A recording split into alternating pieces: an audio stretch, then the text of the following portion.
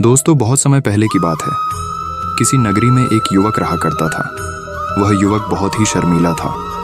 वह इतना शर्मीला था कि जब भी उसके सामने कोई नया व्यक्ति आ खड़ा होता तो वह उससे बात तक नहीं करता था। यहाँ तक कि जिन्हें वह जानता था, पहचानता था, उनसे भी बात करने में उसे बहुत शर्माया करता था। वह उनसे भी ठीक से बात नहीं कर पाता था और अपनी इस समस्या के कारण वह खुद ही बहुत परेशान रहता था, क्योंकि वह अपने जीवन में कुछ कर ही नहीं पा रहा था। धीरे धीरे समय बीतता गया और समय बीतने के साथ साथ उस युवक की शर्माने की आदत भी बढ़ती चली गई, जिसके कारण वह अत्यधिक निराश रहने लगा, परेशान रहने लगा, चिंतित रहने लगा। उसे यह समझ नहीं आ रहा था कि वह अपनी इस समस्या से किस तरह से छुटकारा पाए। उसके घर वाले भी अब उसकी इस समस्या को लेकर बहुत चिंतित रहने लगे थे। वे सोचते थे, इसका क्या होगा, ये अपने जीवन में कुछ कर पाएगा भी या नहीं। जब भी वह कहीं पर काम के लिए जाता तो लोग उसके इस सीधेपन का फायदा उठाते, उसे परेशान करते। वह कुछ ज्यादा कह नहीं पाता था, जिसके कारण उसे कोई कुछ भी कह देता और वहां से चला जाता है। इन्हीं सब कारणों की वजह से उसका मन कहीं भी किसी भी काम में नहीं लगता। वह हर काम को कुछ ही दिनों में छोड़ दिया करता। उसके मन में बहुत कुछ चल रहा था। उसके मन में विचारों के तूफान उठ रहे थे। वह सबसे बहुत कुछ कहना चाहता था, लेकिन अपनी इस आदत के कारण वह किसी से कुछ नहीं कह पा रहा था। वह अंदर ही अंदर घुटता जा रहा था। सारे विचार, सारी बातें उसके मन में ही दबी पड़ी थीं। लेकिन कभी भी वह किसी से भी अपने मन की बात नहीं बताता था। जब छोटा सा बच्चा था तब उसे लोग बहुत पसंद करते थे। उसकी इस आदत को भी लोग सराहते थे। लेकिन इसी आदत की वजह से जब वह बड़ा हो गया, युवा हो गया, तो इसी आदत के कारण उसे अपना जीवन जीने में भी अत्यधिक परेशानियां उठानी पड़ रही थीं और वह युवक भी अपनी इस गलती के कारण बहुत परेशान रहता। अपनी इस एक आदत से छुटकारा पाना चाहता था। वह चाहता था कि वह लोगों से अपने मन की बात खुलकर कह पाए। जो कुछ करना चाहता है, जो कुछ कहना चाहता है, वह सबसे वह खुलकर कह सके, कर सके। लेकिन जब भी कोई दूसरा उसके सामने आता तो उसकी जुबान मानो खुलती ही नहीं। यहाँ तक कि वह अपने माता पिता के सामने भी ठीक से बात नहीं कर पाता था। केवल उसके कुछ मित्र थे जिनसे वह अपने मन की बात कर पाता था। जब भी वह किसी बात का जवाब देता तो लोग उसकी हंसी उड़ाते थे, उसका मजाक बनाते। लोग कहते हैं कि आज तो तेरे मुंह में भी जबान आ गई है। यह समस्या दिन ब दिन बढ़ती चली जा रही थी और इस समस्या के कारण अब उसके पिता भी अत्यधिक चिंतित रहने लगे थे। वह चाहते थे कि उनका बेटा भी दूसरों के सामने अपने मन की बात रख सके। लेकिन एक दिन जब अपने उस बेटे को दूसरों के सामने शर्मिंदा होता हुआ देख रहे थे, तभी उन्हें बहुत क्रोध आया और वह अपने बेटे को खरी खोटी सुनाने लगे। उन्होंने उसे इतना डांट दिया कि वह युवा लड़का अत्यधिक क्रोधित हो गया और वहां से बिना कुछ कहे वहां से चला गया। शाम हो चुकी थी और अब तक उनका बेटा घर नहीं लौटा था। माता और पिता दोनों बड़े ही चिंतित थे। वे अपने बेटे को वापस घर पर देखना चाहते थे, लेकिन युवा लड़का तो भागते भागते पहाड़ की चोटी पर जा पहुंचा था। वह वहां से नीचे की ओर झांक रहा था और ईश्वर से कह रहा था, हे भगवान, आपने मुझे ऐसा क्यों बनाया? लोग मेरा मजाक उड़ाते हैं, लोग मेरी हंसी उड़ाते हैं। जब मैं इस दुनिया में अपने मन की बात रख ही नहीं सकता, मैं किसी से कुछ कह ही नहीं सकता, तो फिर मैं इस जीवन को जी कर क्या करूँगा? जब भी मैं किसी से कुछ कहने की कोशिश करता हूँ तो लोग मेरा मजाक बनाते हैं, मेरी हंसी उड़ाते हैं, यहाँ तक कि वह मुझसे कुछ भी कहकर चले जाते हैं और मैं उनका जवाब नहीं दे पाता। ऐसा जीवन जीकर मुझे क्या मिलेगा? इसलिए मैं तेरे पास आ रहा हूँ। इतना कहकर जैसे ही वह युवक कूदने की तैयारी कर रहा था कि तभी पीछे से आवाज़ सुनाई पड़ी, बेटा, जान देना तो बहुत आसान है, लेकिन इस जान को तुम वापस नहीं पा सकोगे। जैसे ही ये आवाज़ उसके कानों में पड़ी, वह पीछे मुड़कर देखने लगा। उसने जैसे ही पीछे मुड़कर देखा, उसने पाया कि एक बौद्ध भिक्षु उसके पीछे खड़े हैं। उन्हें देखकर वह डर सा गया और अपने कदम पीछे खींच लिए और चुपचाप वहां पर खड़ा हो गया। अपनी आदत के कारण वह उनसे कुछ कह नहीं पा रहा था। तभी बौद्ध भिक्षु उस युवक से कहते हैं, बेटा, क्या बात है? आखिर तुम यहाँ पर क्या कर रहे हो और तुम अपने इस जीवन को क्यों समाप्त करना चाहते हो? ये अनमोल जीवन बहुत कम लोगों को नसीब होता है और तुम्हें यह जीवन व्यर्थ लगता है। इस पर वह युवक कहता है, नहीं नहीं, कुछ नहीं, मैं तो बस यहाँ पर खड़ा होकर देख रहा था। तभी बौद्ध भिक्षु उस युवक से कहते हैं, बेटा, मैं जानता हूँ कि तुम यहाँ पर क्या करने आए थे। तुम मुझसे कुछ नहीं छुपा सकते। लेकिन मैं चाहता हूँ कि तुम अपनी समस्या मुझसे खुद बताओ, तभी मैं उसका समाधान तुम्हें बता पाऊंगा। यदि तुम चाहते हो कि कोई तुम्हारी मदद करे तो उसके लिए पहले तुम्हें ही आगे बढ़ना होगा। यदि तुम चाहते हो कि मैं तुम्हारी समस्या का समाधान करूं तो तुम्हें मुझे अपनी समस्या बतानी होगी, वरना मैं कुछ नहीं कर सकूंगा। उन बौद्ध भिक्षु की यह बात सुनकर वह युवक कहता है, नहीं नहीं, मैं ठीक हूँ, मैं सच कह रहा हूँ। उस युवक की यह बात सुनकर बौद्ध भिक्षु उस युवक से कहते हैं, ठीक है बेटा, यदि तुम नहीं चाहते कि मैं तुम्हारी मदद करूं तो कोई बात नहीं, मैं तुम्हारी बात पर विश्वास कर लेता हूं। लेकिन तुम्हें भी मेरी एक बात पर विश्वास करना चाहिए कि मैं तुम्हारी मदद के लिए ही यहाँ पर आया हूँ। तुम चाहो तो तुम अपनी समस्या मुझे बता सकते हो और मैं तुम्हारी इस समस्या का समाधान भी अवश्य करूँगा। इसका जवाब देते हुए युवक उन बौद्ध भिक्षु से कहता है, नहीं नहीं, मैं ठीक हूँ, आप जाइए। इस पर वह बौद्ध भिक्षु उस युवक से कहते हैं, ठीक है बेटा, यदि तुम चाहते हो कि मैं यहाँ से चला जाऊँ तो मैं यहाँ से चला जाता हूँ, लेकिन मेरी एक बात याद रखना, मेरे जाने के बाद मैं तुम्हारी कोई मदद नहीं कर पाऊंगा और हो सकता है कि तुम्हारी मदद के लिए कोई और आगे भी ना आए। इतना कहकर बौद्ध भिक्षु पीछे की ओर मुड़े और अपने मार्ग में आगे बढ़ने लगे। वो युवक वहीं पर खड़ा होकर ये सब देख रहा था। जैसे ही वह कुछ दूर पहुंचे तभी उस युवक ने जोर से आवाज लगाई, गुरुदेव, मेरी समस्या बहुत बड़ी है, क्या आप उसका समाधान कर सकेंगे? क्या आप मुझे उसका समाधान दे सकेंगे? यह सुनकर बौद्ध भिक्षु वहीं पर खड़े हो गए और पीछे मुड़कर उन्होंने उस युवक की बात का जवाब देते हुए कहा, बेटा, इस दुनिया में कोई भी ऐसी समस्या नहीं है जिसका कोई समाधान ना हो। यदि तुम मुझे अपनी समस्या बताओगे तो मैं उसका समाधान अवश्य करूंगा। तभी वह युवक उन बौद्ध भिक्षु से अपनी समस्या बताते हुए कहता है, गुरुवर, मेरी एक बहुत बड़ी समस्या है कि मैं शर्मिला हूँ, जिसके कारण मैं किसी से कोई बात नहीं कर पाता। यहाँ तक कि मैं अपने मन की बात भी किसी को नहीं बता पाता। जब भी मैं किसी से बात करने की कोशिश करता हूँ तो लोग मेरा मजाक उड़ाते हैं, मेरी हंसी उड़ाते हैं। जब भी मुझे कोई खरी खोटी सुनाता है, उल्टी सीधी बातें करता है, तो मैं उनका जवाब नहीं दे पाता। मैं लोगों की तरह चालाक बनना चाहता हूँ, लोगों की तरह बातों का जवाब देना चाहता हूँ, अपने मन की बात करना चाहता हूँ। मैं इस दुनिया के साथ कदम से कदम मिलाकर आगे बढ़ना चाहता हूँ। क्या इसका कोई समाधान है? उन बौद्ध भिक्षु ने उस युवक की सारी बातें ध्यानपूर्वक सुनी और फिर जवाब देते हुए कहते हैं, बेटा, ज़रूरत से ज़्यादा शर्मीला होना, इसका अर्थ ये है कि तुम्हारे अंदर कोई डर है जिसे तुम पहचान नहीं पा रहे हो, जिसका कारण उसका समाधान करने में भी असमर्थ है। शर्म करना अलग बात है और डरना अलग। जब हमारे भीतर डर होता है तब हम कहीं भी किसी से भी कोई भी बात नहीं कर सकते। हमें चारों तरफ केवल डर ही नजर आता है और हम हर जगह से डरते ही रहते हैं। लेकिन इसे शर्माना नहीं कहते। शर्म तो बस एक हद तक तुम्हें चुप रख सकता है। फिर वह बौद्ध भिक्षु उस युवक से कहते हैं, बेटा, तुम सबसे अधिक किससे शर्माते हो? युवक इसका जवाब देते हुए कहता है, गुरुवर, मुझे अपने पिता से बात करने में बहुत शर्म आती है। मैं उनके सामने कुछ बोल ही नहीं पाता। तभी वह बौद्ध भिक्षु उस युवक से कहते हैं, अच्छा, तो ये बताओ, जब तुम अपने पिता से बात कर रहे होते हो या फिर बात करने का प्रयास करते हो तो तुम्हारे मन में कैसे ख्याल आते हैं?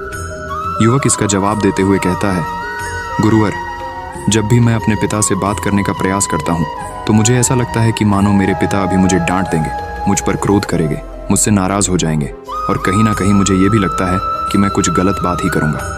यहाँ तक कि मेरे मन में ऐसे भी ख्याल आते हैं कि शायद मेरे पिता मुझसे प्यार ही नहीं करते।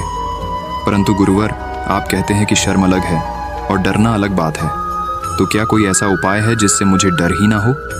क्या कोई ऐसा रास्ता है जिससे मेरे अंदर का ये डर पूरी तरह से समाप्त हो जाए? कृपा करके मुझे इस समस्या का समाधान बताइए। मुझे अपने इस डर से बाहर निकलना है। मुझे लोगों की तरह अपने इस जीवन को खुलकर जीना है। उस युवक की यह सारी बातें सुनकर बौद्ध भिक्षु उस युवक से कहते हैं, जाओ और अपने पिता से कहो कि मुझे कुछ काम करना है और उसके लिए मुझे आपसे कुछ धन चाहिए। यदि तुम उनसे धन मांगने में कामयाब हो गए तो मैं तुम्हें तुम्हारी समस्या का समाधान अवश्य बताऊंगा। वह युवक काफी घबरा गया। उसने उन गुरुवर से कहा, हे गुरुवर, मुझे यह कार्य न दीजिए। मैं उनसे कुछ नहीं कह पाता। उनके सामने तो मेरी बोलती तक बंद हो जाती है। मैं उनसे धन भला कैसे मांगूंगा? ये बात सुनकर बौद्ध भिक्षु उस युवक से कहते हैं, तब तो तुम्हारी समस्या का कोई भी समाधान नहीं है और ना ही तुम कभी भी अपने जीवन को खुलकर जी पाओगे। ये बात सुनकर युवक उन भिक्षुओं से कहता है, गुरुवर्ग, ऐसा ना कहे कृपा करके, मुझे कोई और कार्य बताइए, कोई ऐसा कार्य जिससे मेरे अंदर का डर पूरी तरह से समाप्त हो जाए। कोई ऐसा समाधान बताइए। इसका जवाब देते हुए वह बौद्ध भिक्षु उस युवक से कहते हैं, बेटा, यदि तुम्हें अपने अंदर के डर को समाप्त करना है तो पहले तुम्हें मेरा यह कार्य करना होगा जो मैंने तुम्हें कहा है। वह युवक घबराकर काफी देर सोच विचार करने के बाद पुन गुरुवर से कहता है, ठीक है, यदि आप चाहते हैं कि मैं इस कार्य को करूं तो मैं इसे करने का पूरा प्रयास करूंगा। इतना कहकर वह युवक अपने घर लौट जाता है। उसे देखकर उसके माता पिता बहुत खुश हो जाते हैं और वह युवक अपने पिता से डरते डरते कहता है, पिताजी, मुझे आपसे कुछ बात कहनी है। इस पर उसके पिता कहते हैं, बोलो क्या बात है। युवक आगे कहता है, पिताजी, मैं कुछ काम करना चाहता हूं और उसके लिए मुझे आपसे कुछ धन चाहिए। क्या आप मुझे कुछ धन दे सकते हैं? इतना सुनकर उस युवक के पिता ने उसकी ओर ध्यान से देखा। काफी देर देखने के बाद वह खुशी से झूम उठे और तुरंत ही उन्होंने कुछ धन अपने पुत्र के हाथों पर रख दिया और कहने लगे, बेटा, इतना धन काफी है कि तुम्हें और चाहिए। इसके जवाब में वह युवक अपने पिता से कहता है, नहीं नहीं पिताजी, इतना काफी है, मैं इतने से काम चला लूंगा। वह युवक को उस धन को लेकर तुरंत दौड़ा दौड़ा उन बौद्ध भिक्षु के पास लौटा और जो धन उसने अपने हाथों में ले रखा था उसे दिखाते हुए वह कहता है, गुरुवर, जैसा आपने कहा था मैं धन लेकर आपके पास आ चुका हूँ। मैंने अपने पिता से धन मांग लिया है। अब मुझे आप मेरी समस्या का समाधान बताओ। तभी बौद्ध भिक्षु उस युवक से कहते हैं, अरे इतनी जल्दी क्या है, अभी तो तुम्हें मेरे लिए एक और काम करना है, तभी मैं तुम्हें तुम्हारी समस्या का समाधान अवश्य बताऊंगा। और यदि तुम मेरे लिए इस कार्य को पूरा नहीं कर सके तो मैं तुम्हें कभी भी तुम्हारी समस्या का समाधान नहीं बताने वाला। तभी वह युवक उन बौद्ध भिक्षुओं से कहता है, हे गुरुवर, अभी तो मैंने आपके लिए एक काम किया है, अभी आप मुझे एक और काम करने के लिए कह रहे हैं। तभी बौद्ध भिक्षु उस युवक से कहते हैं, हाँ, तुम्हें मेरे लिए एक और काम करना ही होगा। वह युवक एक बार फिर से काफी देर सोच विचार कर उन बौद्ध भिक्षु से कहता है, अच्छा ठीक है, बताइए अब मुझे क्या करना है। इसके जवाब में बौद्ध भिक्षु उस युवक से कहते हैं, जाओ और यह धन जो तुमने अपने पिता से मांग कर लाया है, इस धन को वापस अपने पिता को लौटा दो और साथ साथ ये भी कहना कि पिताजी, मैं अभी काम नहीं करना चाहता हूँ, लेकिन जब समय आएगा तो मैं आपसे यह धन वापस ले लूंगा और उससे अपना काम पूरा करूंगा। यह बात सुनकर युवक एक बार फिर से ऊपर से नीचे तक पूरी तरह से कांप गया और कहने लगा, गुरुवर, आप मुझे कोई और काम सौंप दीजिए, मैं उसे जरूर करूंगा। लेकिन अब यदि मैं धन लेकर उनके पास वापस गया तो वह क्या सोचेंगे मेरे बारे में? मैं तो शर्मिंदा हो जाऊंगा उनके सामने। इसलिए गुरुवर, कृपया करके मुझे कोई और काम दे। तभी बौद्ध भिक्षु उस युवक से कहते हैं, बेटा, जो काम मैंने तुम्हें सौंपा है तुम्हें उसी कार्य को पूरा करना होगा, अन्यथा तुम्हारी समस्या का समाधान मैं तुम्हें नहीं बताने वाला। काफी देर सोच विचार करने के बाद वह उन बौद्ध भिक्षु से कहता है, ठीक है गुरुवर, मैं वापस जाता हूँ और ये धन लौटाकर मैं अब भी आता। वह तुरंत दौड़ा अपने पिता के पास वापस लौटा और उसने अपने पिता से कहा, पिताजी, मैं यह धन अभी नहीं लेना चाहता, अभी ये धन आप मुझसे वापस ले लीजिए। जब मुझे कोई काम पड़ेगा तो मैं आपसे ये धन वापस ले लूँगा। उसके पिता ने उस युवक की तरफ घूर घूर कर काफ़ी देर तक देखा और फिर मुस्कुराते हुए कहने लगे, बेटा, मैं समझता हूँ कि किसी भी काम को शुरू करने से पहले हमें उसके बारे में जानकारी इकट्ठा करनी चाहिए। उसके बारे में समझना ज़रूरी है। कब, क्या, कैसे और कब तक करना है, इसके बारे में भी हमें जानकारी लेनी ज़रूरी है। कोई भी काम ऐसे ही नहीं शुरू किया जा सकता, उसमें हम नहीं होंगे या फिर नहीं, इसका भी अनुमान हमें लगाना पड़ता है। और जब हम इन सभी के बारे में सही जानकारी प्राप्त कर लेते हैं तभी हमें धन लगाना चाहिए। मुझे बहुत खुशी है कि तुमने ये सही निर्णय लिया है। जब तुम्हें यह समझ में आ जाए कि जो कार्य तुम करने जा रहे हो वह तुम्हारे लिए उचित है, तब तुम चाहो तो मैं तुम्हें यह धन वापस लौटा दूंगा। युवक अपने पिता से यह सारी बातें सुनकर मन ही मन बहुत प्रसन्न था। उसने ये तो उम्मीद तक नहीं की थी कि उसके पिता हंसकर उसे इस तरह से सारी बातें समझाएंगे। वह मन ही मन ये सोच ही रहा था कि तभी उसके पिताजी उसके और करीब आए और अपनी उस युवा बेटे को गले से लगा लिया। जैसे ही उसके पिता ने उस युवक को गले से लगाया, उसको बहुत अच्छा महसूस हुआ। उसका आत्मविश्वास, उसका हौसला और बढ़ता गया। उसके बाद युवक वापस पुन गुरुवर के पास लौटा और कहने लगा, गुरुवर, जैसा आपने कहा था मैंने बिल्कुल वैसा ही किया है। मैंने धन अपने पिता को वापस कर दिया है। अब तो कृपया करके मुझे मेरी समस्या का समाधान बता दीजिए। तभी बौद्ध भिक्षु उस युवक की तरफ देखकर मुस्कुराते हैं और इस युवक से कहते हैं, बेटा इतनी जल्दी क्या है, अभी तो तुम्हें मेरे लिए एक और काम करना ही पड़ेगा। वह युवक कहता है, महाराज, आप आखिर मुझसे बार बार इस तरह से काम क्यों करवा रहे हैं? क्या आपके पास मेरी समस्या का कोई समाधान नहीं है? कहीं आप मुझे बेवकूफ़ तो नहीं बना रहे? जिस तरह से लोग मुझे बेवकूफ़ बनाते हैं, क्या आप भी मेरे साथ वही तो नहीं कर रहे? आपने कहा जाओ अपने पिता से पैसे मांग कर लाओ, मैंने पैसे मांग कर लाए आपने। फिर कहा जाओ ये पैसे अपने पिता को लौटा कर आओ, मैंने आपके कहे अनुसार बिल्कुल वैसा ही किया। और अब आप कह रहे हैं कि मैं आपके लिए एक और काम करूं? नहीं, ये मुझसे नहीं होगा। तभी बौद्ध भिक्षु उस युवक की तरफ देखकर मुस्कुराते हैं और कहते हैं, बेटा बस ये आखिरी काम है और यह बहुत सरल भी है। तुम जैसे ही इस कार्य को पूरा करोगे, मैं तुम्हें वचन देता हूं कि मैं तुम्हारी समस्या का समाधान तुम्हें अवश्य बताऊंगा। इस पर वह युवक फिर से एक बार सोच विचार करता है और उन बौद्ध भिक्षु से कहता है, ठीक है, लेकिन ये आखिरी काम जो मैं आपके लिए करूंगा, बताइए मुझे क्या करना है। तभी बौद्ध भिक्षु एक मूर्ति निकालकर उस युवक के हाथ में थमा देते हैं। वह मूर्ति देखने में बहुत ही साधारण सी थी, लेकिन वह बौद्ध भिक्षु उस युवक से कहते हैं, बेटा तुम्हें इसे बाजार में ले जाना है, इसे बेचना है और इसके बदले में तुम्हें 100 सोने के सिक्के लेकर आने हैं। जब तुम यह करने में सफल हो जाओगे, तभी मैं तुम्हें तुम्हारी समस्या का समाधान तुम्हें बता पाऊंगा। वह युवक उस मूर्ति को अपने हाथ में लेकर बड़े ही गौर से देखता है और उन बौद्ध भिक्षुओं से कहता है, हे गुरुवर, ये तो बड़ी ही साधारण सी मूर्ति लग रही है, मानो मिट्टी की बनाई गई। इसके लिए भला 100 सोने के सिक्के मुझे कौन देगा? कहीं आपका माथा फिर तो नहीं गया है? इसके 1 या 2 सोने के सिक्के मिल जाए, वही बहुत है, लेकिन इसके लिए 100 सोने के सिक्के कोई नहीं देगा। तभी बौद्ध भिक्षु उस युवक से कहते हैं, बेटा मैंने जो तुम्हें काम सौंपा है, यदि तुम उसे पूरा करोगे तभी तुम्हें तुम्हारी समस्या का समाधान मिल पाएगा।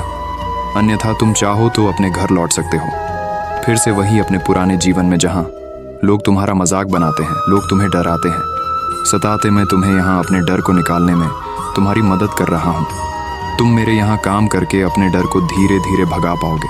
मेरे इस काम को पूरा कर दो, तुम्हें सब समझ आ जाएगा।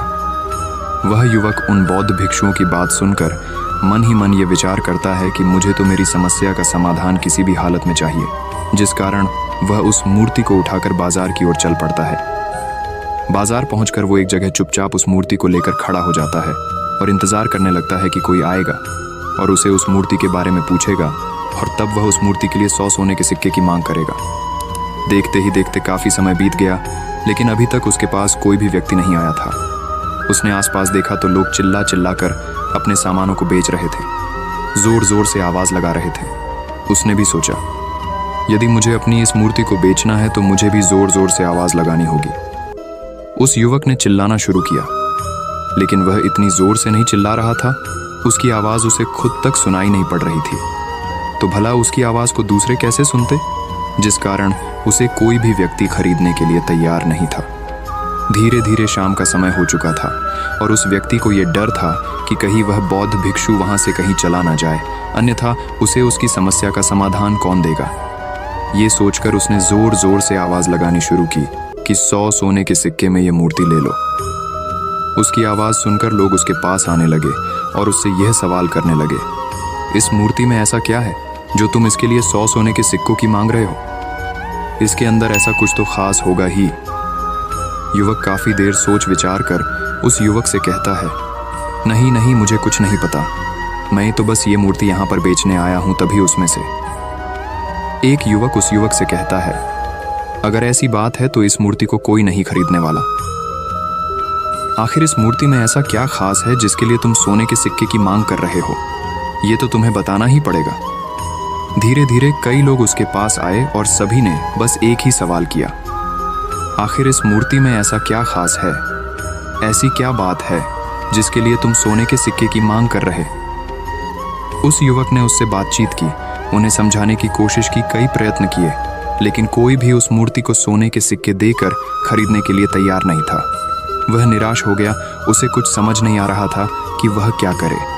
तभी बाजार में उसने देखा कि कुछ लोग अपने सामानों की खासियत बता रहे हैं। उसे बेचने के लिए उसकी खास खास बातों के बारे में लोगों को समझा रहे हैं।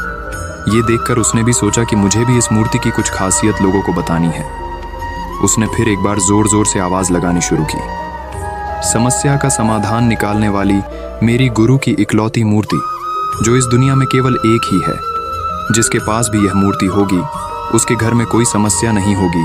यह मूर्ति उस समस्या का समाधान तुम्हें अवश्य बताएगी। ये सुनकर लोग उसके पास पहुंचने लगे और उसे ये सवाल करने लगे, क्या सच में ये मूर्ति जिसके पास होगी उसके पास कोई समस्या नहीं होगी? क्या सच में ये सभी समस्याओं का समाधान करती है? उसका जवाब देते हुए युवक कहता है, हाँ, सभी समस्याओं का समाधान कर देती है।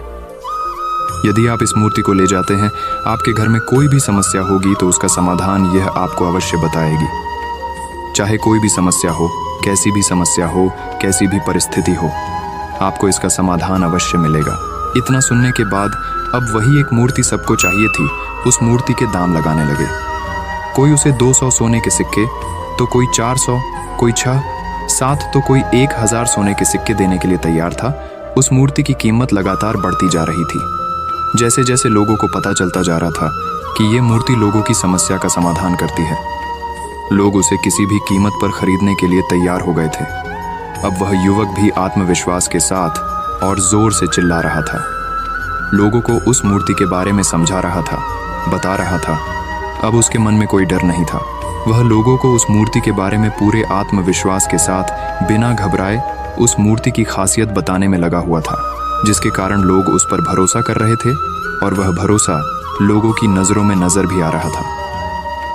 जैसे जैसे अंधेरा होता गया, लेकिन लोगों की भीड़ मानो कम होने का नाम ही नहीं ले रही थी। लोग उस मूर्ति को खरीदना चाहते थे। उस युवक ने जोर से आवाज लगाई कि मुझे क्षमा करे, यह मेरे गुरु की मूर्ति है और मैं इसे बेचना नहीं चाहता।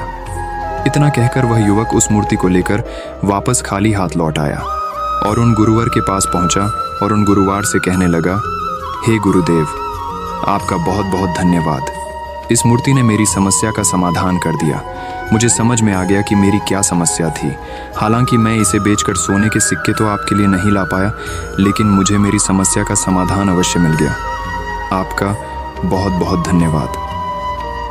इस बात को सुनकर बौद्ध भिक्षु उस युवक से कहते हैं, बेटा, मैंने तुम्हारी समस्या का समाधान नहीं किया है, तुमने तो खुद ही अपनी समस्या का समाधान किया। अपनी समस्या तुमने खुद ही सुलझा ली है।